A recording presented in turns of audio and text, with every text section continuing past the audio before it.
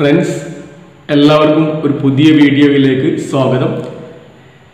Companies act 2013 ചില provisions discuss ചെയ്യാൻ വേണ്ടിയാണ് നമ്മൾ ഈ വീഡിയോ ഉപയോഗപ്പെടുത്തുന്നത്.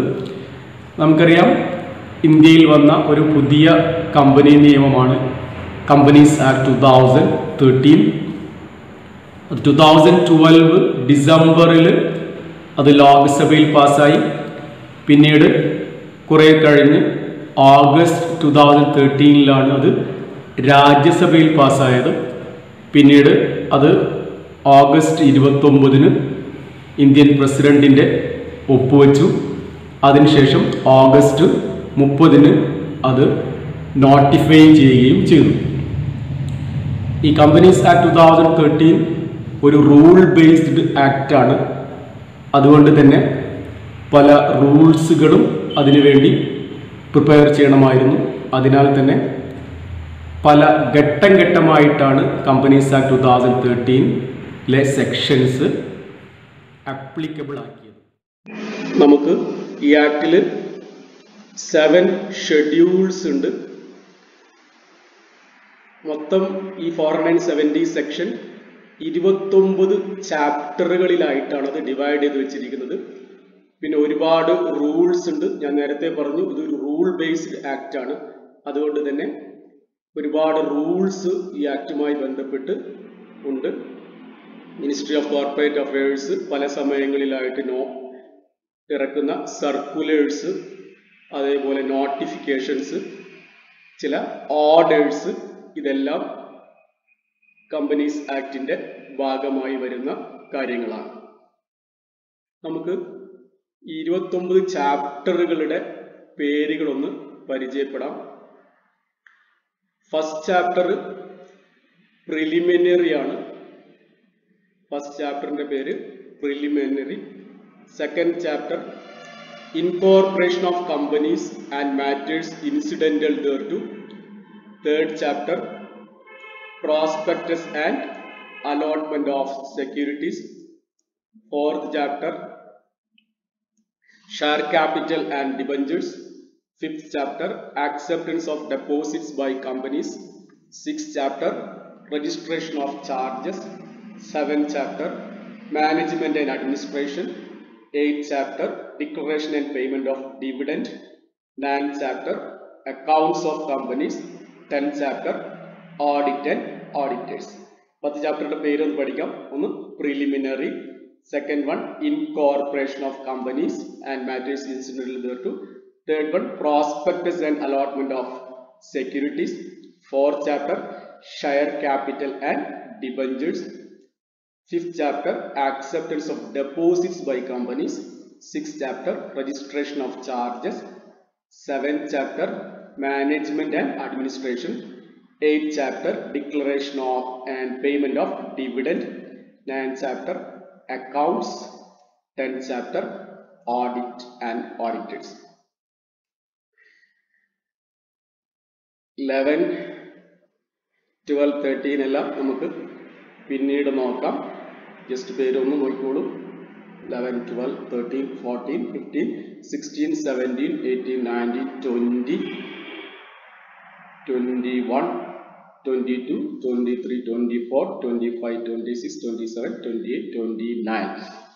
അങ്ങനെ മൊത്തം 29 ചാപ്റ്റേഴ്സ് ആണ് കമ്പനീസ് ആക്ടിലുള്ളത്. 470 സെക്ഷൻസും അതുപോലെ 7 ഷെഡ്യൂൾസും ഉണ്ട്. പിന്നെ പല റൂൾസ്, സർക്കുലേഴ്സ്, ഓർഡേഴ്സ്, നോട്ടിഫിക്കേഷൻസ് എല്ലാം നമ്മൾ ഈ ആക്ടിന്റെ ഭാഗമായിട്ട് വരും. നമുക്ക് ചാപ്റ്റർ 1 വരാം. ചാപ്റ്റർ 1 പേര് preliminary. Chapter 1 preliminary. Chapter 1 2 sections മാത്രമേ ഉള്ളൂ. Section 1 and section 2.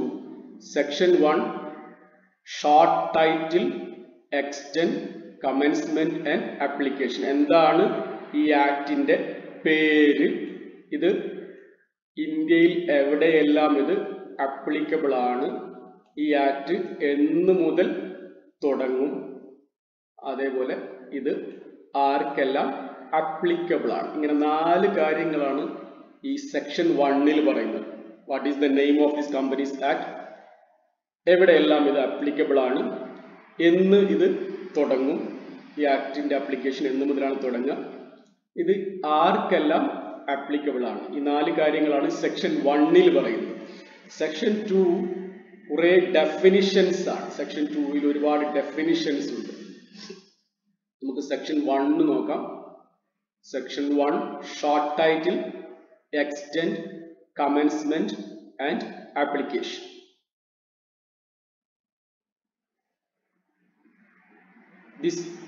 The name of this act, that is, this act may be called Companies Act 2013. Companies Act 2013. ഈ ആക്ടിന്റെ പേര് Companies Act 2013 എന്നാണ്. This act extends to whole of India. India ഒട്ടാകെ ഇത് applicable ആണ്. മുമ്പൊക്കെ ചില ആക്ടുകൾ എക്സെപ്റ്റ് ജമ്മു ആൻഡ് കാശ്മീർ എന്ന് പറയുമായിരുന്നു. പക്ഷെ ഈ കമ്പനി നിയമം ഇന്ത്യ ഒട്ടാകെ applicable ആണ്. This act extends to the whole of India. ഇത് ഇനി ആർക്കെല്ലാം applicable ആണ്?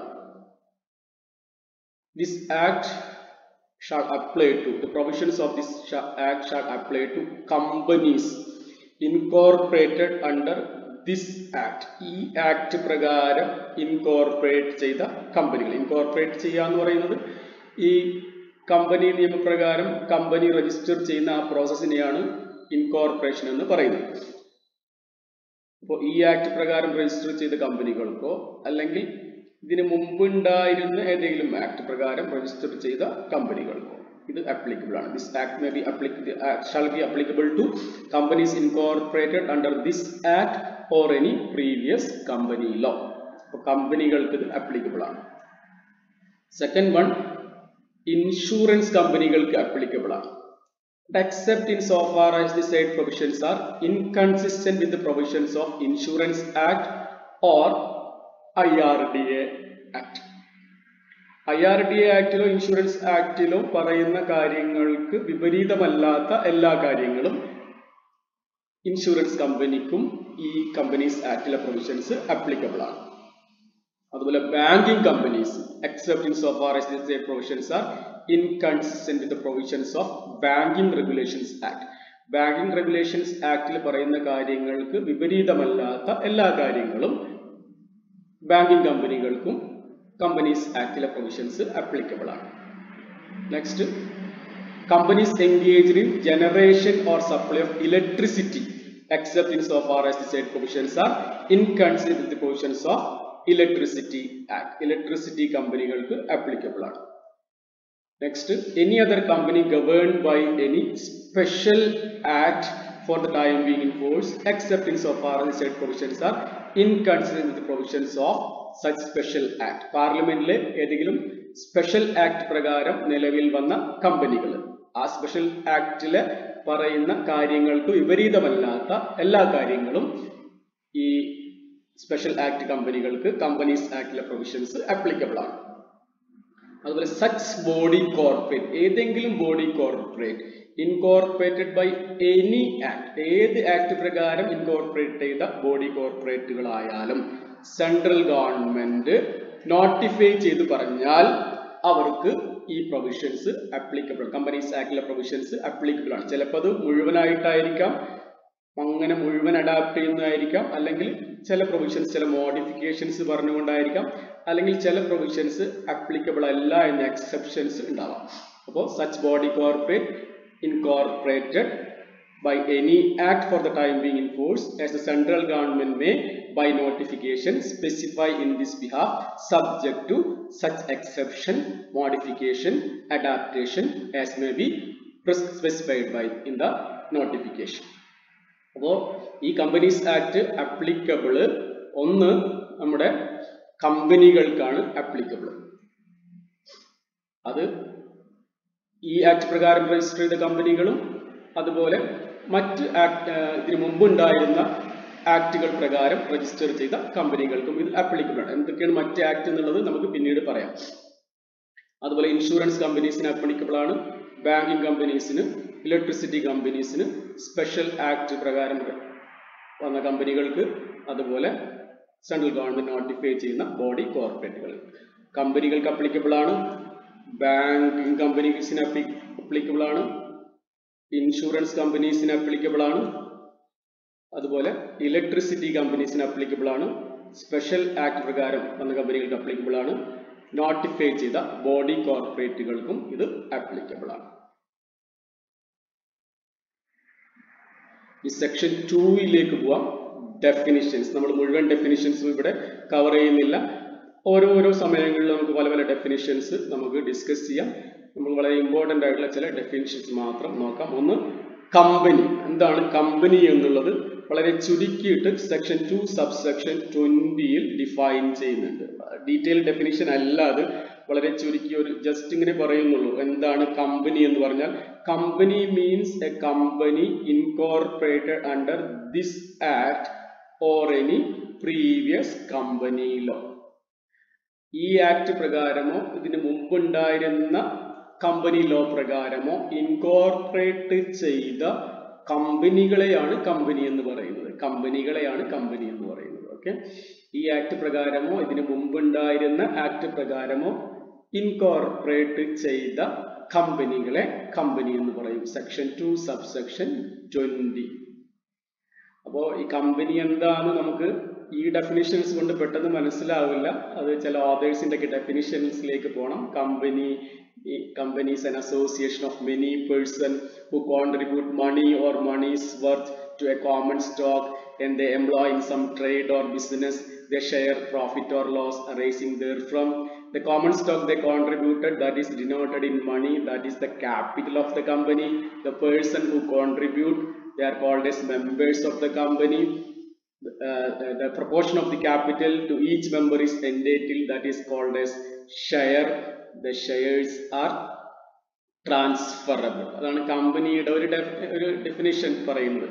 കമ്പനി എന്ന് പറഞ്ഞാൽ അസോസിയേഷൻ ഓഫ് മെനി പേഴ്സൺ, ഒരുപാട് ആളുകൾ ചേർന്നതാണ്. Who contribute money or moneys worth, അവർ അതിലേക്ക് ക്യാഷോ ക്യാഷിന് തുല്യമായ സംഭവങ്ങളോ കോൺട്രിബ്യൂട്ട് ചെയ്യുന്നു to a common stock. And they employ in some trade or business, ചില ബിസിനസ്സുകളിൽ അവർ ഏർപ്പെടുന്നു. The common stock they contributed, that is denoted in money, അതിനെ ക്യാപിറ്റൽ എന്ന് പറയുന്നു. The proportion of the capital to each member is entitled, that is called as share. ആ ക്യാപിറ്റലിനെ divide ചെയ്തിട്ട് ഓരോരുത്തർക്കും ഉള്ളതിനെ ഷെയർ എന്ന് പറയുന്നു. ആ ഷെയർ എന്താണ്, ട്രാൻസ്ഫറബിൾ ആണ്. ആ ഷെയർ കൊണ്ടുവന്ന ആളുകളെ മെമ്പേഴ്സ് എന്ന് പറയുന്നു. ഇതാണ് ഒരു കമ്പനി എന്ന് പറയുന്നത്. പക്ഷെ കമ്പനീസ് ആക്ട് ഇത്രയും പറയുന്നുള്ളൂ. Company means a company incorporated under this act or under any previous company law. Previous company law section 2 subsection 67 define ചെയ്യുന്നുണ്ട്. എന്താണ് പ്രീവിയസ് കമ്പനി ലോ എന്ന് പറയുന്നത്? മുമ്പ് ഉണ്ടായിരുന്ന കമ്പനി ലോ ആണ്.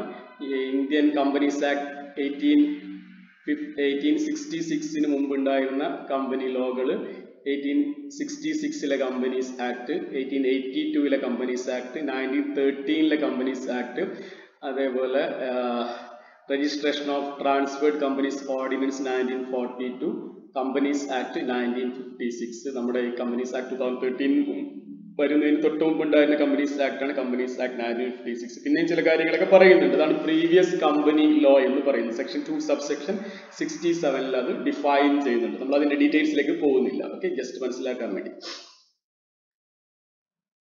What are the characteristics of A company? ഒരു കമ്പനിയുടെ പ്രത്യേകതകൾ എന്തൊക്കെയാണ്? ഒന്ന്, കമ്പനി ഒരു ഇൻകോർപ്പറേറ്റഡ് അസോസിയേഷൻ ആണ്. ഒരു കമ്പനി ആവണമെന്നുണ്ടെങ്കിൽ that should go through a process of registration പ്രോസസ്സിൽ കൂടെ പോയാലാണ് ഒരു കമ്പനി ഇൻകോർപ്പറേറ്റ് ചെയ്യാൻ പറ്റുള്ളൂ. ആ പ്രോസസ്സിന് പറയുന്ന പേരാണ് ഇൻകോർപ്പറേഷൻ. ഓക്കെ, അപ്പൊ company is N incorporated association. Registration എല്ലാം ചെയ്യണം. അത് നിയമപ്രകാരം പറയുന്ന ഒരുപാട് കാര്യങ്ങളുണ്ട്. അതെല്ലാം ചെയ്താലാണ് ഒരു കമ്പനി ആവുള്ളൂ. നമുക്ക് വഴിയെ പഠിക്കാം എങ്ങനെയാണ് ഒരു കമ്പനി നമ്മൾ ഇൻകോർപ്പറേറ്റ് ചെയ്യുക എന്നുള്ളത്. പിന്നെ separate legal entity. Company has a separate existence, separate from its members. മെമ്പേഴ്സിൽ നിന്നും വ്യത്യസ്തമായിട്ടുള്ള ഒരു സെപ്പറേറ്റ് ലീഗൽ എൻറ്റിറ്റിയാണ് കമ്പനി എന്ന് പറയുന്നത്. അതൊരു കമ്പനിയുടെ പ്രത്യേകതയാണ്. Limited liability. കമ്പനിയുടെ മെമ്പേഴ്സിന്റെ ലയബിലിറ്റി ലിമിറ്റഡ് ആണെന്നുള്ളത് ഒരു കമ്പനിയുടെ പ്രത്യേക. അൺലിമിറ്റഡ് കമ്പനി വേണമെങ്കിൽ ഫോം ചെയ്യാം, പക്ഷെ കമ്പനിയുടെ മെമ്പേഴ്സിന്റെ ലാബിലിറ്റി അത് ലിമിറ്റഡ് ബൈ ഷെയർസ് ആവാം അല്ലെങ്കിൽ ലിമിറ്റഡ് ബൈ ഗ്യാരണ്ടി ആവാം. അതുപോലെ പെർപെച്വൽ സക്സഷൻ, കമ്പനിക്ക് ഒരു കണ്ടിന്യൂഡ് എക്സിസ്റ്റൻസ് ഉണ്ട്. നമുക്ക് ഡീറ്റെയിൽ ആയിട്ട് പിന്നീട് പറയാം എന്താണ് പെർപെച്വൽ സക്സഷൻ എന്ന് പറയുന്നത്. കമ്പനിയുടെ മെമ്പേഴ്സ് ഒക്കെ മരണപ്പെട്ട് കഴിഞ്ഞാലും എല്ലാം കമ്പനി അവിടെ നിലനിൽക്കും എന്നുള്ളതാണ്. ഡീറ്റെയിൽ ആയിട്ട് പിന്നെ പറയാം. Separation of ownership and management, കമ്പനിയുടെ ഓണർഷിപ്പ് കമ്പനിയുടെ മെമ്പേഴ്സിനാണെന്നുണ്ടെങ്കിലും കമ്പനിയുടെ മാനേജ്മെന്റ് അത് ഒരു ഇലക്റ്റഡ് ബോഡി ആയിട്ടുള്ള ബോർഡ് ഓഫ് ഡയറക്ടേഴ്സ് ആണ് കമ്പനിയുടെ മാനേജ്മെന്റ് ചെയ്യുക. Separation of ownership and management. Members ദൈനംദിന കാര്യങ്ങളിലൊന്നും ഇടപെടില്ല. അതിനുവേണ്ടി മാനേജ്മെന്റിന് വേണ്ടി ഒരു ഇലക്റ്റഡ് ബോഡി ഉണ്ടാവും. ആ ബോഡിയെ പറയുന്ന പേരാണ് board of directors. Transferability of shares, കമ്പനിയുടെ ഷെയറുകൾ ഓരോ മെമ്പേഴ്സിനും ട്രാൻസ്ഫർ ചെയ്യാനുള്ള സ്വാതന്ത്ര്യമുണ്ട്.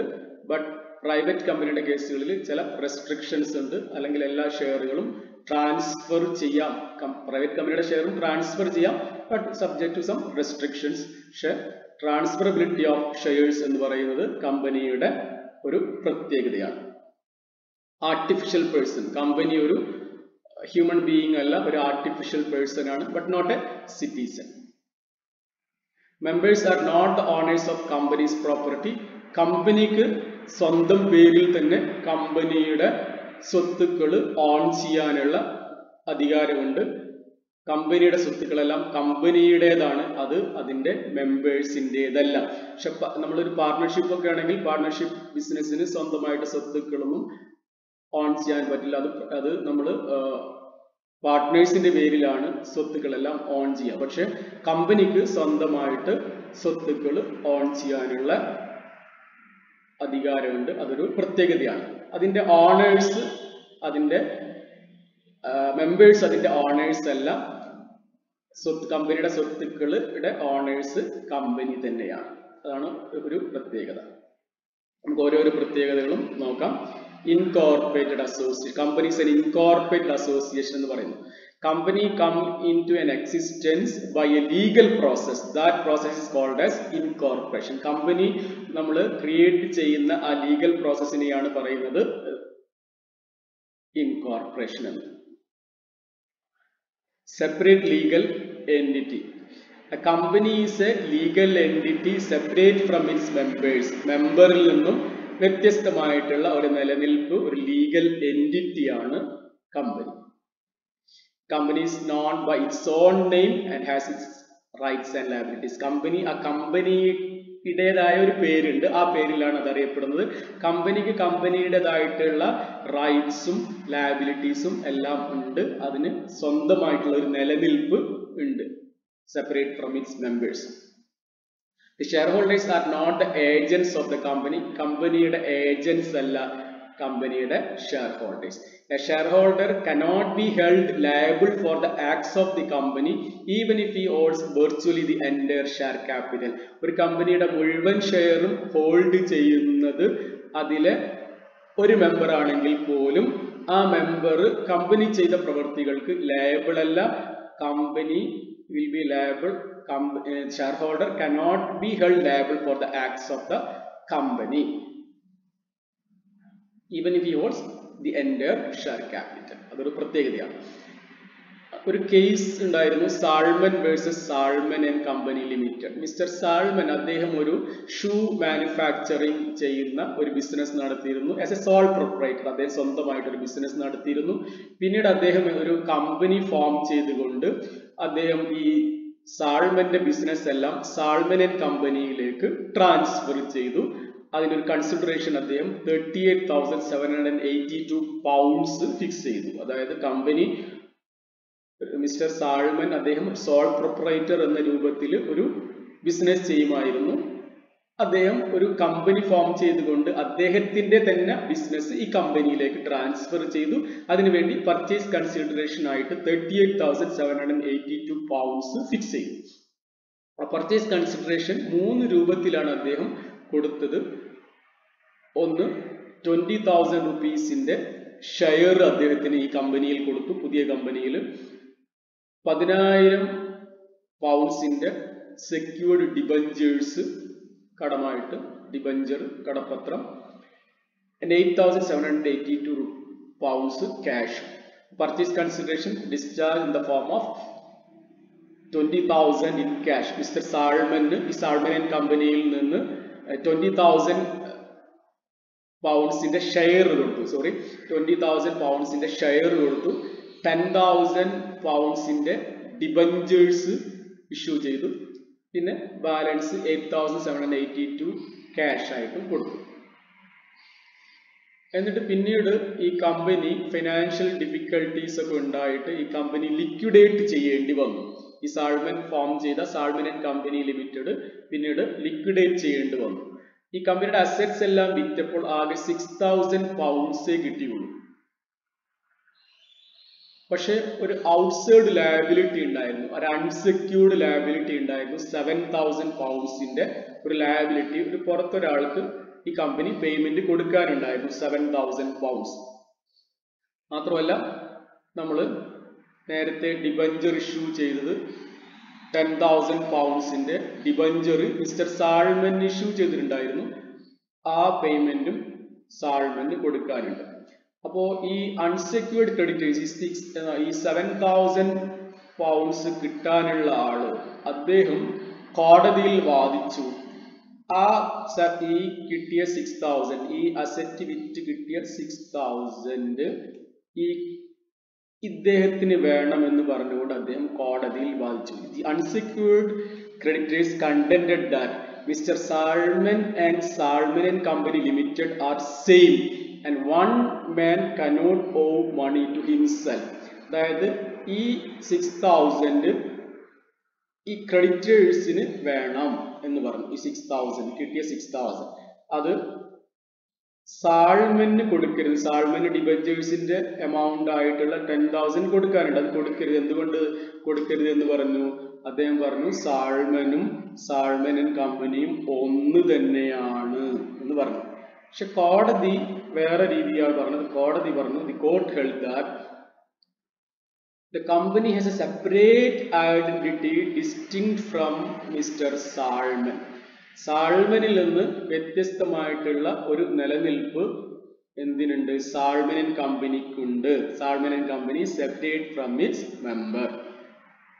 Therefore, the secured debentures were to be paid in priority to the unsecured creditors. ഈ unsecured ആയിട്ടുള്ള creditors, അൺസെക്യൂർഡ് ക്രെഡിറ്റേഴ്സിന് കൊടുക്കുന്നതിനേക്കാൾ മുമ്പ് ഈ സെക്യൂർഡ് ഡിബഞ്ചേഴ്സിന് പേയ്മെന്റ് കൊടുക്കണം എന്നാണ് കോടതി വിധിച്ചത്. അപ്പോൾ സാൾമൻ വേറെയാണ്, സാൾമൻ ആൻഡ് കമ്പനി വേറെയാണ്. അതുകൊണ്ട് സാൾമൻ ആൻഡ് കമ്പനി സാൾമന് കൊടുക്കാനുള്ള പേയ്മെന്റ് സാൾമൻ ആൻഡ് കമ്പനി കൊടുക്കണം എന്നാണ് കോടതി വിധിച്ചത്. അത് കാരണം അത് സെക്യൂർഡ് ഡിബഞ്ചേഴ്സ് ആയിരുന്നു. സാൾമൻ വേറെ, സാൾമൻ കമ്പനി വേറെ എന്നുള്ള ആണ് കോടതി വിധിച്ചത്.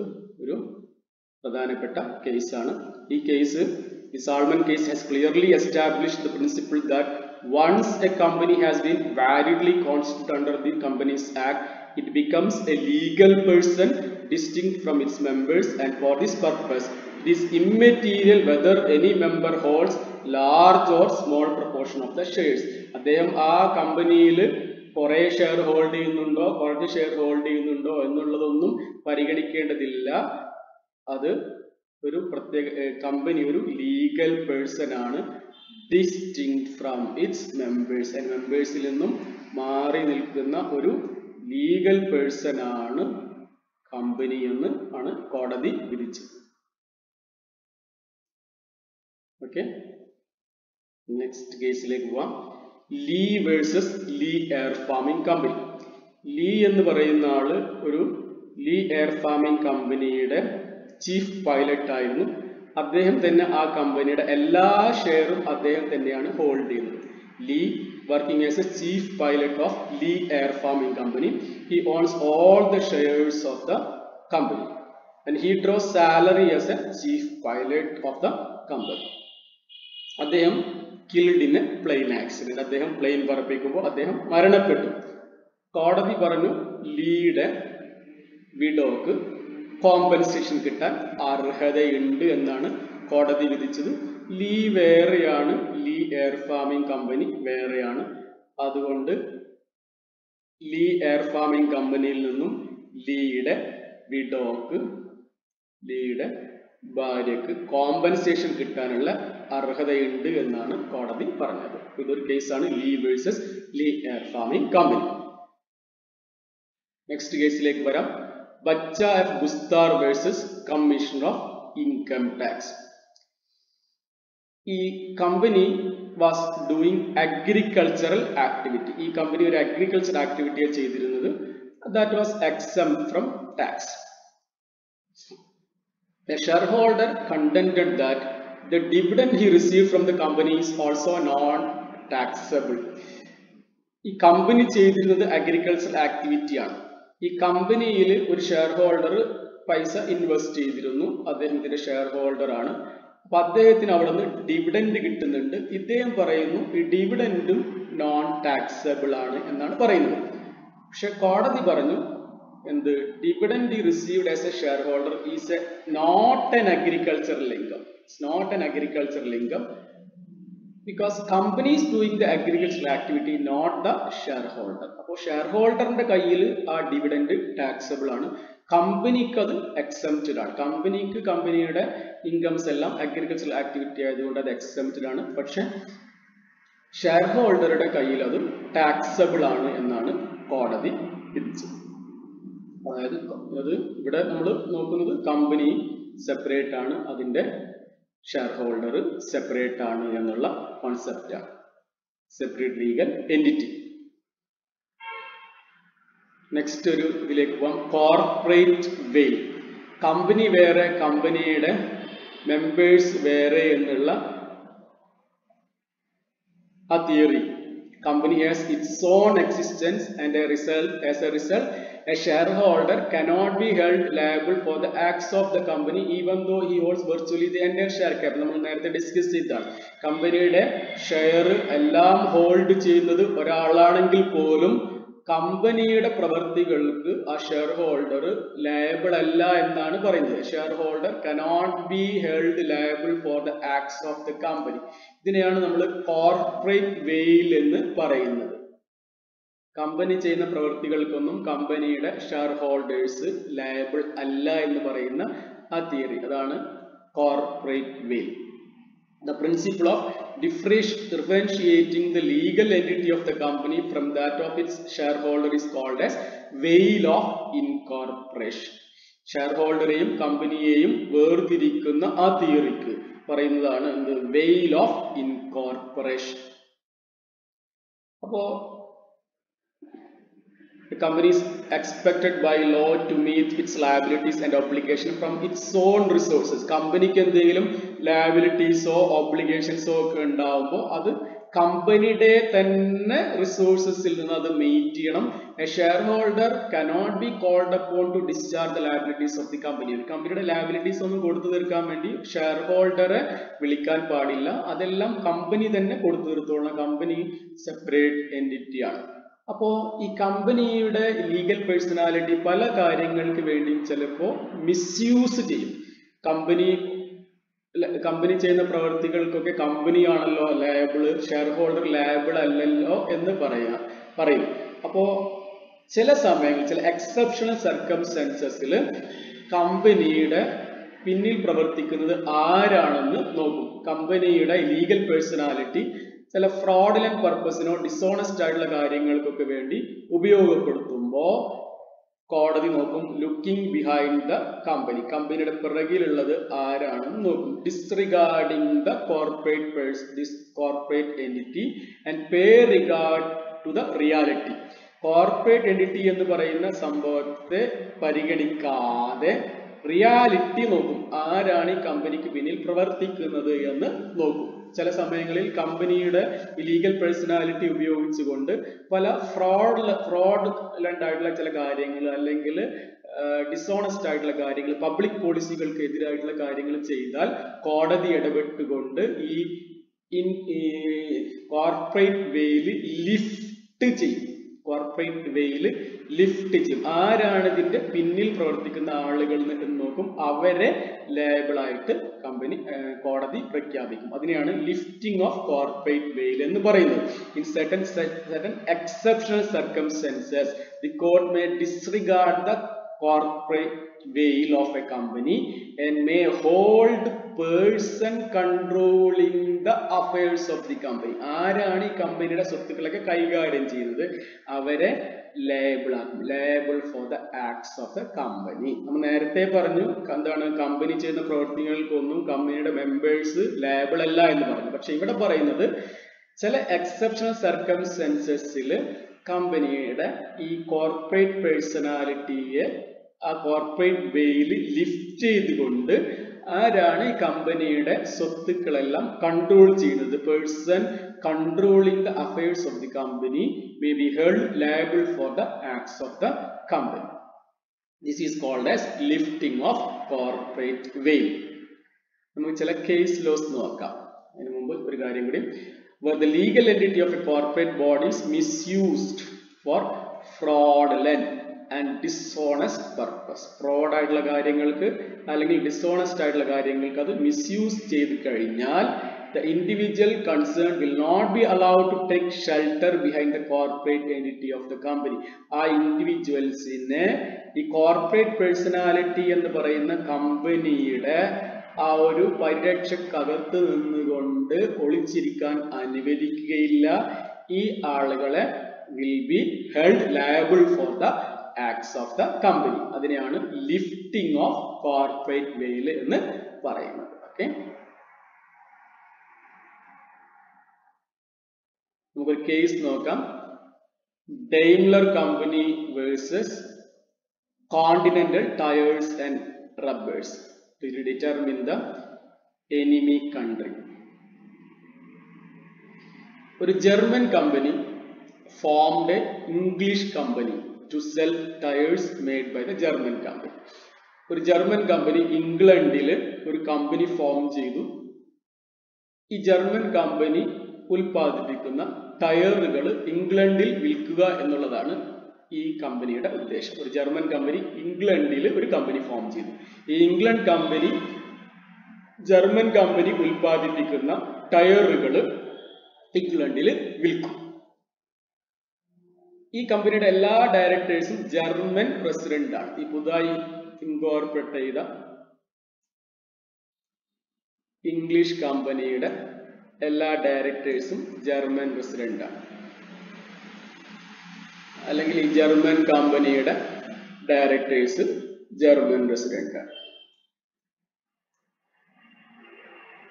During First World War, the English company formed by the Germans started action against other English company to recover the debts. First world war വന്നപ്പോ ഇംഗ്ലണ്ടും ജർമ്മനിയും എതിർപക്ഷത്തായിരുന്നു.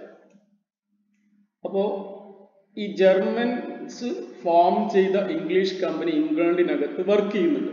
അപ്പൊ അവർക്ക് കുറെ ക്യാഷ് കളക്ട് ചെയ്ത് കിട്ടാനുണ്ട് മറ്റ് ഇംഗ്ലീഷ് കമ്പനികളിൽ നിന്നും. അപ്പോൾ ഈ German company started action against other English companies to recover the ഡെബ്റ്റ്സ്.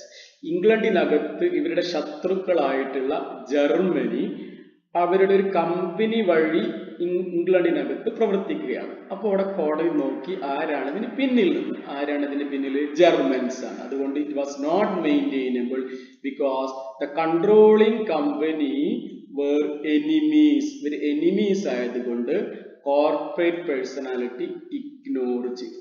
Okay, അവിടെ കോർപ്പറേറ്റ് വെയിൽ ലിഫ്റ്റ് ചെയ്തു.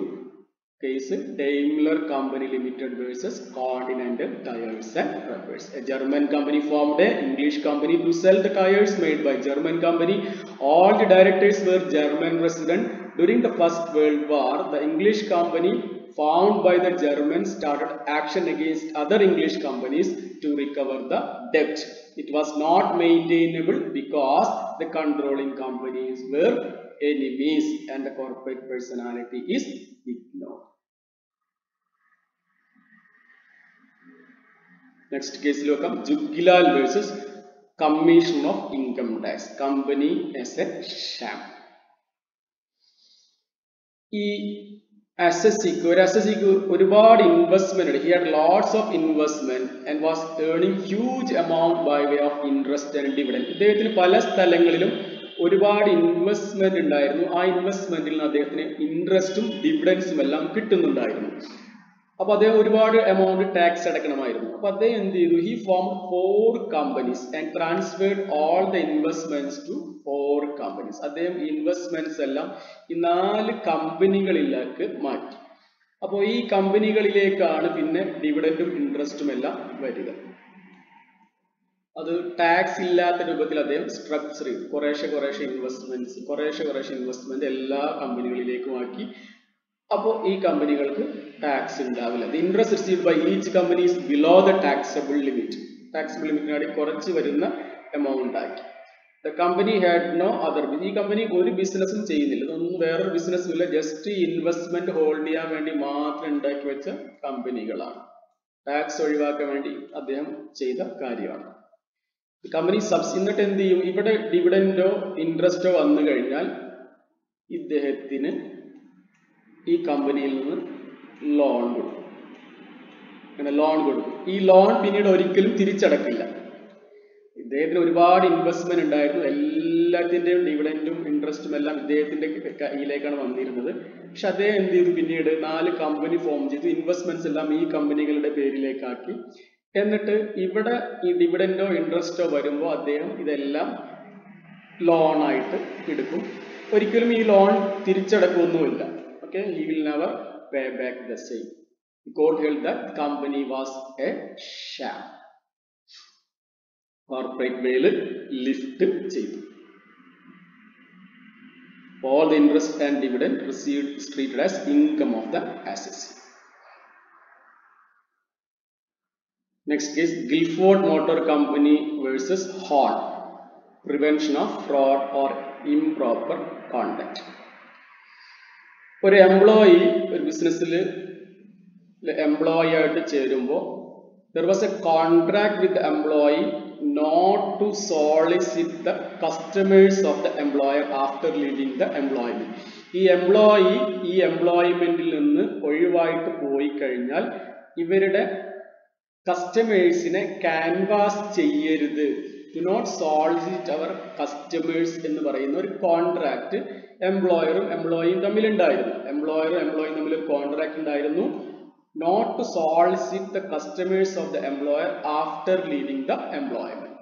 ഈ എംപ്ലോയി എംപ്ലോയ്മെന്റിൽ നിന്ന് ലീവ് ചെയ്തതിനു ശേഷം അദ്ദേഹം formed a company and solicited the customers of the employer. അദ്ദേഹം സ്വന്തമായിട്ട് നേരിട്ട് കസ്റ്റമേഴ്സിനെ ക്യാൻവാസ് ചെയ്തില്ല. അദ്ദേഹം എന്ത് ചെയ്തു? ഒരു കമ്പനി ഫോം ചെയ്തിട്ട് ആ കമ്പനി വഴി നേരത്തെ അദ്ദേഹം ജോലി ചെയ്തിരുന്ന സ്ഥാപനത്തിലെ കസ്റ്റമേഴ്സിനെ എല്ലാം canvas ചെയ്തു. Court held that the formation of the new company is only to avoid the contractual obligation. ഈ കോൺട്രാക്റ്റിൽ നിന്ന് ഇവിടെ ഒരു കോൺട്രാക്ട് ഉണ്ടായിരുന്നു. ഈ കോൺട്രാക്ട് ഓബ്ലിഗേഷനിൽ നിന്ന് ഒഴിവാവാൻ വേണ്ടിയിട്ടാണ് അദ്ദേഹം എന്ത് ചെയ്തത്? ഒരു കമ്പനി ഫോം ചെയ്തത്. അതുകൊണ്ട് കോർപ്പറേറ്റ് വെയിൽ ലിഫ്റ്റ് ചെയ്തു. അദ്ദേഹത്തെ ആരാണ് കമ്പനിയുടെ പിന്നിൽ പ്രവർത്തിക്കുന്നത് അദ്ദേഹത്തെ ലേബിൾ ആക്കി.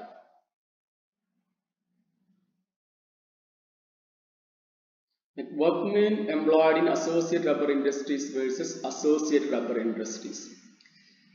Avoidance of welfare registration. ഈ കമ്പനിയുടെ bonus that was based on profit. പ്രോഫിറ്റിനെ ബേസ് ചെയ്തുകൊണ്ടാണ് കമ്പനിയുടെ എംപ്ലോയീസിന് ബോണസ് കൊടുക്കേണ്ടത്. അപ്പോൾ ഈ കമ്പനി എന്ത് ചെയ്തു? Company incorporated some subsidiary companies and transferred some valuable investment to it. കമ്പനിയുടെ പ്രധാനപ്പെട്ട ഇൻവെസ്റ്റ്മെന്റ്സുകൾ കുറച്ച് ഒരു കമ്പനി വേറൊരു സബ്സിഡറി കമ്പനി ഫോം ചെയ്തുകൊണ്ട് അതിലേക്ക് ട്രാൻസ്ഫർ ചെയ്തു. അപ്പോൾ പ്രോഫിറ്റ്സ് വളരെ കുറയും. കുറച്ച് പ്രോഫിറ്റ് ആ സബ്സിഡറി കമ്പനിയിലേക്ക് പൊക്കോളും. അപ്പോൾ ഇവിടുത്തെ എംപ്ലോയീസിന് ബോണസ് കൊടുക്കേണ്ടതില്ല, അല്ലെങ്കിൽ ബോണസ് കുറച്ച് കൊടുത്താൽ മതി. അതാണ് ഈ കമ്പനിയുടെ പ്ലാൻ. ഈ subsidiary company had no other business and assets. ഈ കമ്പനിക്ക് വേറെ അസറ്റ്സ് ഒന്നുമില്ല, വേറെ ബിസിനസ് ഒന്നുമില്ല, ആകെ ഇൻവെസ്റ്റ്മെന്റ്സ് ഹോൾഡ് ചെയ്യുന്നത് മാത്രമാണ്. ഇത് എന്തിനു വേണ്ടിയാണ് ചെയ്തത്? ഈ വെൽഫെയർ ലെജിസ്ലേഷനിൽ നിന്ന്, എംപ്ലോയീസ് വെൽഫെയർ ലെജിസ്ലേഷനിൽ നിന്ന് ഒഴിവാവാൻ വേണ്ടിയാണ് ഈ കമ്പനി അങ്ങനെ ഒരു സബ്സിഡറി കമ്പനി ഫോം ചെയ്തത്, അതിലേക്ക് ഇൻവെസ്റ്റ്മെന്റ്സ് എല്ലാം മാറ്റിയത്. അങ്ങനെ ചെയ്തു കഴിഞ്ഞാൽ അവിടെ പ്രോഫിറ്റ്സ് കുറയും. പ്രോഫിറ്റ്സ് കുറഞ്ഞു കഴിഞ്ഞാൽ ബോണസ് കുറച്ച് കൊടുത്താൽ മതി. അതുകൊണ്ട് corporate veil is lifted.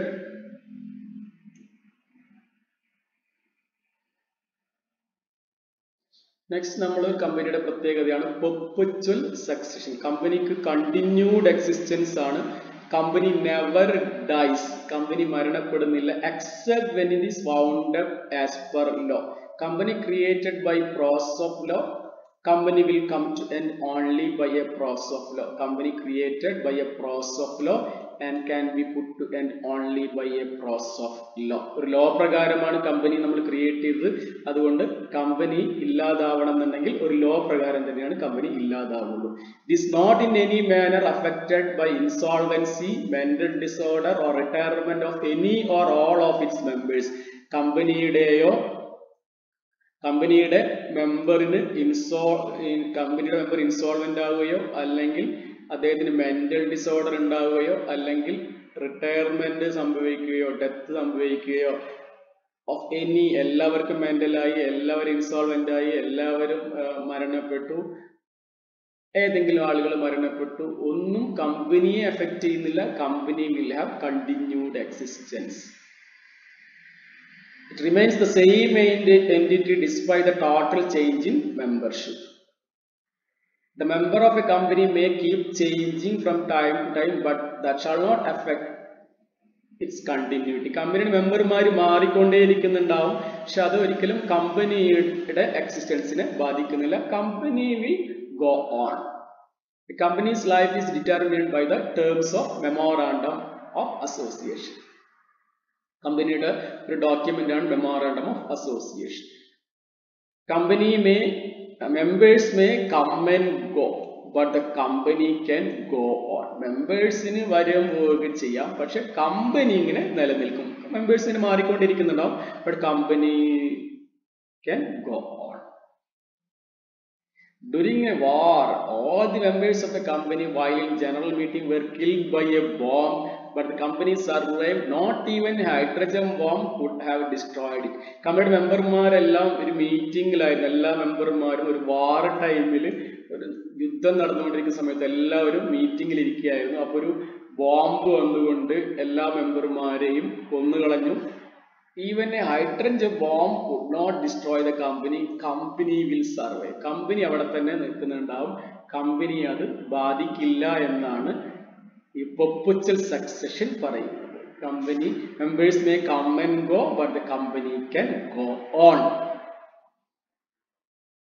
Chapter 2 പോവാം. Incorporation of company. നമ്മൾ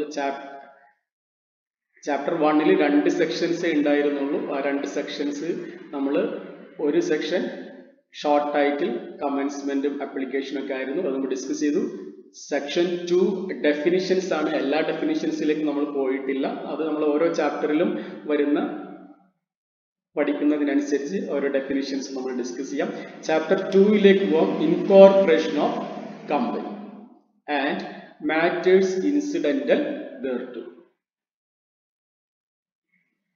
ചാപ്റ്റർ 2 സെക്ഷൻസ് 3 മുതൽ സെക്ഷൻ 22 വരെ ചാപ്റ്റർ 2 സെക്ഷൻ 3 to സെക്ഷൻ 22 നമ്മൾ സെക്ഷനുകളെ ഒന്ന് പരിചയപ്പെടാം. 3 formation of the company, 3A several liability in certain cases, 4 memorandum, 5 articles of association, 6 act two override memorandum and association and articles of association etcetera. Section 7 incorporation of company. Section 8 formation of companies with charitable objects etc. Section 9 effects of registration. Section 10 effects of memorandum and articles. 10A commencement of business etc. Section 11 ipo omitted ആണ്, ഈ section ഇപ്പൊ ഇല്ല. Section 12 registered office of company. Section 13 alteration of memorandum. Section 14 alteration of articles. Section 15 alteration of memorandum or articles to be notified in every copy. 16 rectification of names of company. Section 17 copies of memorandum, articles etc. to be given to members. 18 conversion of companies already registered. Section 19 subsidiary company not to hold shares in its holding company. Section 20 service of documents. Section 21, authentication of documents, proceedings and contracts. Section 22, execution of will of exchange, etc. Section 3 ആദ്യത്തെ സെക്ഷനിലേക്ക് വരാം. Chapter 2 formation of company. Section 3 നമുക്ക് രണ്ട് പാർട്ടാക്കാം. Section 3 subsection 1, section 3 subsection 2. 3.1 വരാം. A company may be formed for any lawful purpose. നിയമം അനുവദിക്കുന്ന ഏത് കാര്യത്തിനും വേണ്ടി നമുക്ക് ഒരു കമ്പനി ഫോം ചെയ്യാം. ലോഫുൾ പർപ്പസ് ആയിരിക്കണം. A company may be formed for any lawful purpose. എങ്ങനെ ചെയ്യാം? 7 or more person where the company is to be formed as a public company. ഒരു പബ്ലിക് കമ്പനിയാണ് ഫോം ചെയ്യാൻ ഉദ്ദേശിക്കുന്നതെങ്കിൽ നിങ്ങൾ 7 അതിലധികമോ ആളുകൾ വേണം. 2 or more person where the company is to be formed as a private company. ഒരു പ്രൈവറ്റ് കമ്പനിയാണ് form ചെയ്യാൻ ഉദ്ദേശിക്കുന്നുണ്ടെങ്കിൽ അത് 2 or more person വേണം. 2 അതിലധികമോ ആളുകൾ വേണം. 1 person company where the company is to be formed as a private company that 1 person company, that is to say a private company. 1 person കമ്പനിയും ഒരു പ്രൈവറ്റ് കമ്പനിയാണ്. ഓക്കെ, പ്രൈവറ്റ് കമ്പനിയാണ്. ഒന്നുമില്ല, രണ്ടാളുകൾ വെച്ച് ഒരു പ്രൈവറ്റ് കമ്പനി ഫോം ചെയ്യാം, അല്ലെങ്കിൽ ഒരാളെ വെച്ച് ഒരു 1 person കമ്പനി ഫോം ചെയ്യാം. അതെന്താണ്? ഒരു പ്രൈവറ്റ് കമ്പനി തന്നെയാണ്. അപ്പോൾ 7 അതിലധികം ആളുകൾ ഉണ്ടെങ്കിൽ ഒരു പബ്ലിക് കമ്പനി ഫോം ചെയ്യാം, ലോഫുൾ പർപ്പസ് ആയിരിക്കണം. അല്ലെങ്കിൽ 2 അതിലധികം ആളുകൾ ഉണ്ടെങ്കിൽ ഒരു പ്രൈവറ്റ് കമ്പനി ഫോം ചെയ്യാം, അതും ലോഫുൾ പർപ്പസ് ആയിരിക്കണം. അല്ലെങ്കിൽ 1 person ഉണ്ടെന്നുണ്ടെങ്കിൽ ഒരു 1 person കമ്പനി ഫോം ചെയ്യാം ലോഫുൾ പർപ്പസിന് വേണ്ടിയിട്ട്. അവരെന്ത് ചെയ്യണം? They should subscribe their name or his name to a memorandum and comply with the requirements of this act in respect of registration. അവരുടെ പേര് സബ്സ്ക്രൈബ് ചെയ്യണം in a memorandum. ഒരു memorandum of അസോസിയേഷനിൽ they should subscribe their name. അവരെത്ര ഷെയറുകൾ എടുത്തു എന്നൊക്കെ പറഞ്ഞുകൊണ്ട് ഒപ്പിടണം. And also they should comply with the requirements of this act in respect of registration. ഈ ആക്ടിൽ, ഈ കമ്പനീസ് ആക്ടിൽ പറയുന്ന രജിസ്ട്രേഷനുമായി ബന്ധപ്പെട്ട എല്ലാ കാര്യങ്ങളും അവര് ഫുൾഫിൽ ചെയ്യുകയും ചെയ്താൽ ഒരു കമ്പനി ഫോം ചെയ്യാം. A company may be formed for any lawful purpose by 7 or more person where the company is to be formed as a public company, 2 or more person where the company is to be formed as a private company, 1 person where the company is to be formed as a 1 person company, that is to say a private company, by subscribing their name or his name to a memorandum and satisfy the requirements in respect of registration. ഇനി ആ കമ്പനികൾ എന്തൊക്കെയാവും? Section 3 subsection 2 പറയുന്നു. ആ കമ്പനികൾ നമ്മൾ 3.1 പ്രകാരം നമ്മൾ form ചെയ്യുന്ന കമ്പനികൾ, അത് കമ്പനി ലിമിറ്റഡ് ബൈ ഷെയർസ് ആവാം, കമ്പനി ലിമിറ്റഡ് ബൈ ഗ്യാരണ്ടി ആവാം, അല്ലെങ്കിൽ അൺലിമിറ്റഡ് കമ്പനി ആവാം. എന്താണ് കമ്പനി ലിമിറ്റഡ് ബൈ ഷെയർസ്, അല്ലെങ്കിൽ company limited by guarantee, unlimited company എന്നുള്ളത് നമുക്ക് പിന്നീട് നോക്കാം. ഈ 3 രൂപത്തിൽ കമ്പനി നമുക്ക് ഫോം ചെയ്യാം. That may be company limited by shares, company limited by guarantee or unlimited company. നമുക്ക് ഡീറ്റെയിൽ ആയിട്ട് സെക്ഷൻ 3 ഒന്നുകൂടി പറയാം. സെക്ഷൻ 3 കമ്പനി നമുക്ക് ഒരു പബ്ലിക് കമ്പനി ഫോം ചെയ്യാം. 7 or more person ഉണ്ടെങ്കിൽ പ്രൈവറ്റ് കമ്പനി ഫോം ചെയ്യാം. 2 or more person ഉണ്ടെങ്കിൽ 1 person കമ്പനി ഫോം ചെയ്യാം. 1 person ഉണ്ടെന്നുണ്ടെങ്കിൽ ആ കമ്പനികൾ കമ്പനി ലിമിറ്റഡ് ബൈ ഷെയർസ് ആവാം, അല്ലെങ്കിൽ കമ്പനി ലിമിറ്റഡ് ബൈ ഗ്യാരണ്ടി ആവാം, അല്ലെങ്കിൽ അൺലിമിറ്റഡ് കമ്പനി ആവാം. ഓക്കെ, ലിമിറ്റഡ് ആണ്, അൺലിമിറ്റഡ് ആണ്. ലിമിറ്റഡ് ലാബിലിറ്റി എന്ന് പറയുന്നത് കമ്പനിയുടെ പ്രത്യേകതയാണ്. കമ്പനിയുടെ മെമ്പേഴ്സിന്റെ ലാബിലിറ്റി ലിമിറ്റഡ് എന്ന് പറയുന്നത് പ്രത്യേകതയാണ്. പക്ഷെ അൺലിമിറ്റഡ് കമ്പനികളും ഫോം ചെയ്യാം. എന്താണ് ഒരു പ്രൈവറ്റ് കമ്പനി എന്ന് നോക്കാം. സെക്ഷൻ 2 സെക്ഷൻ 68 ഡിഫൈൻ ചെയ്യുന്നുണ്ട്. What is A private company? Private company means a company having such minimum paid up share capital as may be prescribe. നേരത്തെ 1 lakh എന്നൊക്കെ ഉണ്ടായിരുന്നു കമ്പനീസ് ആക്ടിൽ, ഇപ്പൊ അങ്ങനെ പറയുന്നില്ല. Such minimum paid up share capital എന്നേ പറയുന്നുള്ളൂ. As may be prescribe ചെയ്ത paid up share capital ഉണ്ടായിരിക്കണം ഈ കമ്പനിക്ക്. ആൻഡ് ബൈ ഇറ്റ്സ് ആർട്ടിക്കിൾസ്, അതിന്റെ ആർട്ടിക്കിൾസിൽ ചില കാര്യങ്ങൾ പറയുകയുമാണ്. ഈ കമ്പനി പ്രൈവറ്റ് കമ്പനി ആണെങ്കിൽ അതിന്റെ ആർട്ടിക്കിൾസ് ഓഫ് അസോസിയേഷനിൽ 3 കാര്യങ്ങൾ പറയുന്നുണ്ടാവും. ഒന്ന് section 2 subsection 68(1) restricts the right to transfer shares. അതിന്റെ ഷെയറുകൾ ട്രാൻസ്ഫർ ചെയ്യുന്നതിൽ റെസ്ട്രിക്ഷൻസ് ഉണ്ടാവും. പ്രൈവറ്റ് കമ്പനി ആണെങ്കിൽ പ്രൈവറ്റ് കമ്പനിയിൽ മെമ്പർമാർ ഹോൾഡ് ചെയ്യുന്ന ഷെയറുകൾ ട്രാൻസ്ഫർ ചെയ്യുന്നതിന് ചില റെസ്ട്രിക്ഷൻസ് ഉണ്ടാവും. അതുപോലെ സെക്ഷൻ 2 സബ്സെക്ഷൻ 68(2) പറയുന്നു limit the number of members to 200. അതിന്റെ മെമ്പർമാർ 200-ൽ കൂടാൻ പാടില്ല. അതുപോലെ prohibits any invitation to public for subscription of any securities of the company. കമ്പനിയുടെ സെക്യൂരിറ്റീസ് വാങ്ങാൻ പബ്ലിക്കിനെ ക്ഷണിക്കുന്നത് പ്രൊഹിബിറ്റ് ചെയ്തിരിക്കുന്നു. 3 കാര്യങ്ങളാണ് ഈ പ്രൈവറ്റ് കമ്പനിയുടെ ആർട്ടിക്കിൾസിൽ പറയേണ്ടത്. ഒന്ന്, അതിന് minimum paid up share capital ഉണ്ടായിരിക്കണം, പ്രിസ്ക്രൈബ് ചെയ്ത minimum paid up share capital ഉണ്ടായിരിക്കണം. അതിന്റെ ആർട്ടിക്കിൾസിൽ 3 കാര്യങ്ങൾ പറയുന്നു. ഒന്ന്, റെസ്ട്രിക്ട്സ് ദ റൈറ്റ്, ഇവിടെ പ്രൊഹിബിഷൻ അല്ല, റെസ്ട്രിക്ട്സ് ആണ്. Restricts the right to transfer shares, restriction ആണ്, പ്രൊഹിബിഷൻ അല്ല. restricts the right to transfer its shares ആണ്. ഷെയർ ട്രാൻസ്ഫർ ചെയ്യുന്നതിലാണ് റെസ്ട്രിക്ഷൻ. ഷെയർസ് ട്രാൻസ്ഫർ ചെയ്യുന്നതിലാണ് റെസ്ട്രിക്ഷൻ. സെക്യൂരിറ്റീസ് എന്നല്ല പറയുന്നത്, shares. Limit the number of members to 200. Maximum ഈ കമ്പനിയിൽ 200 മെമ്പർമാരെ മാക്സിമം ഉണ്ടാവാൻ പാടുള്ളൂ. പ്രൈവറ്റ് കമ്പനിയിൽ മാക്സിമം 200 മെമ്പേഴ്സ് ഉണ്ടാവാനേ പാടുള്ളൂ.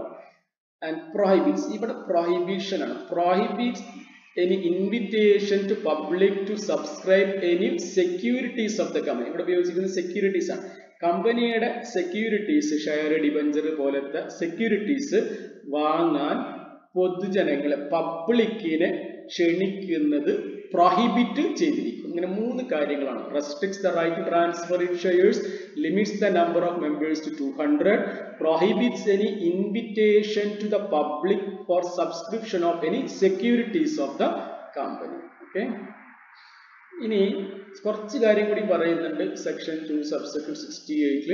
But 2 or more person hold 1 or more shares in a company jointly, they shall for this purpose shall be treated as a single member. Jointly hold ചെയ്യുന്ന ഷെയറുകൾ, hold ചെയ്യുന്ന ഒന്നോ അതിലധികമോ ആളുകൾ ഒരു ഷെയർ ജോയിന്റ്ലി ഹോൾഡ്, ഒന്നോ അതിൽ കൂടുതലോ ഷെയറുകൾ ജോയിന്റ്ലി ഹോൾഡ് ചെയ്യുന്നുണ്ടെങ്കിൽ അവരെ രണ്ടോ അതിലധികമോ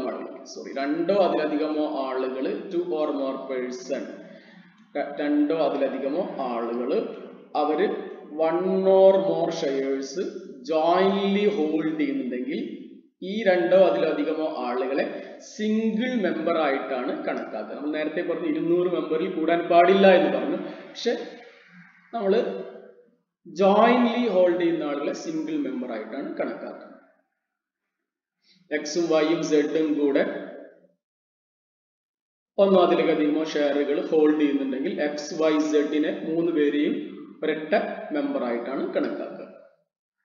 അതുപോലെ person who are in employment of the company, കമ്പനിയിൽ എംപ്ലോയ്മെന്റിലുള്ള ആളുകൾ, person who are in employment, ഇപ്പോൾ നിലവിൽ എംപ്ലോയി ആയിട്ടുള്ള ആളുകൾ, അവരെ കമ്പനിയുടെ മെമ്പർ ഈ 200 മെമ്പേഴ്സ് കൗണ്ട് ചെയ്യുമ്പോൾ ഇൻക്ലൂഡ് ചെയ്യില്ല. അതുപോലെ person who have been formerly in the employment of the company, നേരത്തെ കമ്പനിയിൽ മെമ്പർമാരായിട്ട് ഉണ്ടായിരുന്ന ആളുകൾ, അവർ were members of the company, അവർ കമ്പനി മെമ്പർമാരായിരുന്നു of the company while in that എംപ്ലോയ്മെന്റിലുള്ള സമയത്ത് കമ്പനിയുടെ മെമ്പർമാരായിരുന്നു. And have continued to be members after the employment is cease, employment അവസാനിച്ചതിന് ശേഷവും അവരിപ്പോൾ കമ്പനിയുടെ മെമ്പർമാരായിട്ട് കണ്ടിന്യൂ ചെയ്യുന്നു.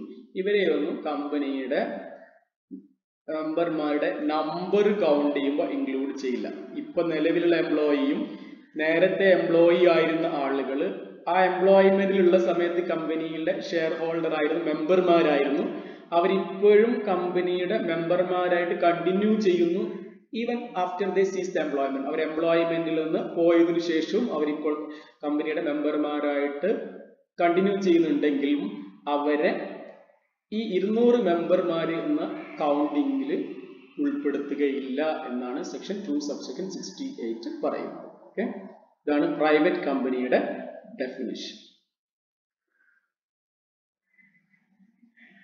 നമുക്ക് അടുത്ത ഡെഫിനിഷനിലേക്ക് വരാം. Public company, section 2 subsection 71. Public company means a company which is not a private company. Private company അല്ലാത്തതെല്ലാം പബ്ലിക് കമ്പനിയാണ്. 2 ടൈപ്പ് കമ്പനിയേ ഉള്ളൂ, പ്രൈവറ്റ് കമ്പനി, പബ്ലിക് കമ്പനി. പിന്നെ 1 പേഴ്സൺ കമ്പനി ഉണ്ട്. 1 പേഴ്സൺ കമ്പനിയും ഒരു പ്രൈവറ്റ് കമ്പനിയാണ്. As A minimum paid up share capital as may prescribe ചെയ്ത paid up share capital ഉണ്ടായിരിക്കണം. നേരത്തെ ഒരു 5 lakhs എന്നൊക്കെ ഉണ്ടായിരുന്നു, ഇപ്പൊ അങ്ങനെയൊന്നും പറയുന്നില്ല. പ്രിസ്ക്രൈബ് ചെയ്ത പെയ്ഡ് അപ്പ് ഷെയർ ക്യാപിറ്റൽ ഉണ്ടായിരിക്കണം. അങ്ങനെ പറയുന്നു.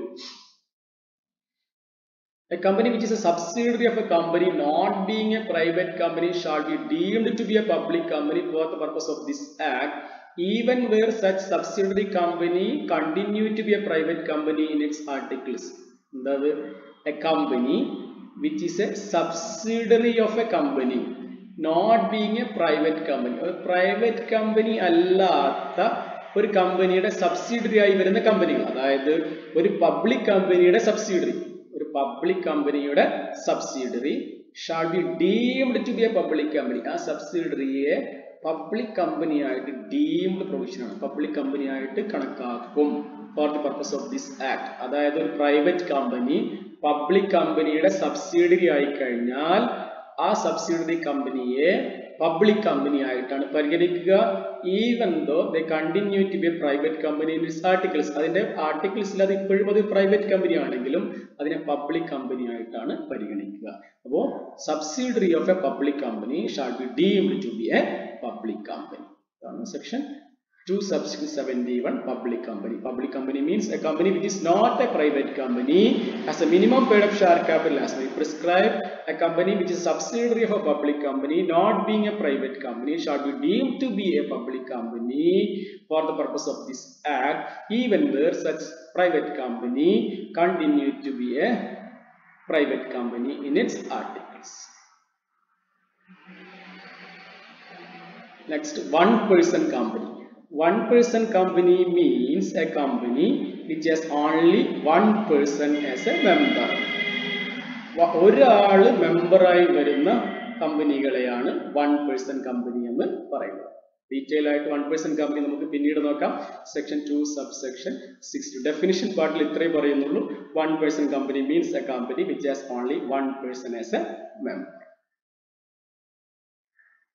ഇനി എന്താണ് ഒരു അൺലിമിറ്റഡ് കമ്പനി എന്ന് പറയുന്നത്? Section 2 subsection 92. നമ്മൾ സെക്ഷൻ 3 പറഞ്ഞപ്പോൾ പറഞ്ഞിരുന്നു company may be form for lawful purpose എന്നൊക്കെ പറഞ്ഞിട്ട് that company may be company limited by shares, company limited by guarantee or unlimited company എന്ന് പറയുന്നു. അപ്പൊ അൺലിമിറ്റഡ് കമ്പനി എന്ന് പറഞ്ഞാൽ എന്താണ്? Unlimited company means a company not having any limit on the liability of its members. മെമ്പർമാരുടെ ലയബിലിറ്റിക്ക് ഒരു ലിമിറ്റും ഇല്ലാത്ത കമ്പനികളെയാണ് അൺലിമിറ്റഡ് കമ്പനി എന്ന് പറയുന്നു. Next, company limited by guarantee. Company limited by guarantee means a company having the liability of its members limited by memorandum. എല്ലാ ലയബിലിറ്റിയും ലിമിറ്റ് ചെയ്ത് മെമ്മോറാണ്ടം ഓഫ് അസോസിയേഷനിലാണ് കമ്പനിയുടെ ലയബിലിറ്റി, മെമ്പർമാരുടെ ലയബിലിറ്റിയെ പറ്റി എല്ലാം പറയുന്നത് മെമ്മോറാണ്ടം ഓഫ് അസോസിയേഷനിലാണ്. Having liability of its members limited by memorandum to such amount as the members may undertake to contribute to the assets of the company in the event of winding up. കമ്പനിയുടെ മെമ്പർമാരുടെ liability അതിന്റെ മെമ്മോറാണ്ടത്തിൽ limit ചെയ്ത് വെച്ചിരിക്കുന്നു. ഏത് എമൗണ്ടിലേക്ക് limit ചെയ്ത് വെച്ചിരിക്കുന്നു? The amount they undertake to contribute to the assets of the company in the event of winding up. Winding up സമയത്ത് ഓരോ മെമ്പർമാരും ഇത്ര എമൗണ്ട് കമ്പനിയുടെ അസറ്റ്സിലേക്ക് കോൺട്രിബ്യൂട്ട് ചെയ്യാമെന്ന് പറഞ്ഞിട്ടുണ്ട്. അത്രയുമാണ് ഓരോ മെമ്പറുടെയും ലയബിലിറ്റി. അത്തരം മെമ്പർമാര്, ഇത്തരം കമ്പനികളിലെ മെമ്പർമാര് കമ്പനി വൈൻഡ് അപ്പ് ചെയ്യുന്ന സമയത്ത് ഒരു എമൗണ്ട് കമ്പനിയുടെ അസറ്റ്സിലേക്ക് കോൺട്രിബ്യൂട്ട് ചെയ്യാം എന്ന് പറഞ്ഞിട്ടുണ്ട്. അത്ര എമൗണ്ട് കൊടുത്താൽ മതി ആ മെമ്പർമാർ, അവർക്ക് പിന്നെ വേറൊരു ലയബിലിറ്റിയും ഇല്ല. അത് എപ്പോൾ കൊടുത്താൽ മതി? വൈൻഡിങ് അപ്പ് സമയത്ത് കൊടുത്താൽ മതി. അങ്ങനത്തെ കമ്പനികളാണ് കമ്പനി ലിമിറ്റഡ് ബൈ ഗ്യാരണ്ടി. അതായത് കമ്പനിക്ക് ഇനീഷ്യലി എമൗണ്ടുകളുടെ ഒന്നും ആവശ്യമില്ല. ഇനീഷ്യൽ വേണ്ട എമൗണ്ടുകളെല്ലാം കമ്പനി സ്റ്റാർട്ടിങ് സമയത്ത് വേണ്ട എമൗണ്ടുകളെല്ലാം ലോൺ എടുത്തുകൊണ്ടോ ഡൊണേഷനോ അല്ലെങ്കിൽ ഗ്രാൻഡോ ഒക്കെ വഴി നടത്തുന്ന കമ്പനികൾ. പക്ഷെ അവർക്ക് വൈൻഡിങ് അപ്പ് സമയത്താണ് കമ്പനിയുടെ ലയബിലിറ്റീസ് കൊടുത്തു തീർക്കാൻ വേണ്ടി എമൗണ്ടിന്റെ ആവശ്യമുള്ളൂ. അങ്ങനത്തെ കമ്പനികൾ ഈ രീതിയിൽ ഫോം ചെയ്താൽ മതി. കമ്പനി ലിമിറ്റഡ് ബൈ ഗ്യാരണ്ടി എന്നുള്ള രൂപത്തിൽ ഫോം ചെയ്താൽ മതി. ഇത്തരം കമ്പനികളുടെ മെമ്പർമാരുടെ ലയബിലിറ്റി എന്ന് പറയുന്നത് വൈൻഡിങ് അപ്പ് സമയത്ത് അവർ കോൺട്രിബ്യൂട്ട് ചെയ്യേണ്ട എമൗണ്ടുകളാണ്. കമ്പനി ലിമിറ്റഡ് ബൈ ഷെയർസ് എന്ന് പറയുന്നത് the liability of members limited by memorandum to the amount unpaid on the shares respectively held by them. ഓരോ മെമ്പർമാരും എത്ര ഷെയർ എടുത്തിട്ടുണ്ട്, ആ ഷെയറിൽ എത്ര എമൗണ്ട് ആണ് അവർ കൊടുക്കാനുള്ളത്, ആ എമൗണ്ട് ആണ് അവരുടെ ലാബിലിറ്റി. 10 രൂപയുടെ ഷെയർ ആണ് ഒരു മെമ്പർ എടുക്കുന്നതെങ്കിൽ 8 രൂപ കൊടുത്തിട്ടുണ്ടെങ്കിൽ ഇനി 2 രൂപയാണ് അൺപെയ്ഡ്. ആ അൺപെയ്ഡ് എമൗണ്ട് കൊടുത്തു കഴിഞ്ഞാൽ അവരുടെ ലാബിലിറ്റി അവസാനിച്ചു. Company limited by shares. The liability of the members limited by memorandum to the amount, if any, unpaid on the shares respectively held by them. ഇതാണ് അവരുടെ മാക്സിമം ലാബിലിറ്റി. ഓരോ മെമ്പർമാരും ഷെയറുമേൽ എത്ര amount ആണ് unpaid, ആ അൺപെയ്ഡ് എമൗണ്ട് കൊടുത്തു കഴിഞ്ഞാൽ ആ മെമ്പറിന്റെ liability ഒഴിവായി. വേറെ എന്ത് ലാബിലിറ്റി ഉണ്ടെങ്കിലും കമ്പനിയുടെ മെമ്പേഴ്സ് കൊടുക്കേണ്ടതില്ല. അവരുടെ ലാബിലിറ്റീസ് ലിമിറ്റഡ് ബൈ ഷെയർസ്. ബാക്കി നമുക്ക് അടുത്ത വീഡിയോയിൽ നോക്കാം. Thank you so much for watching.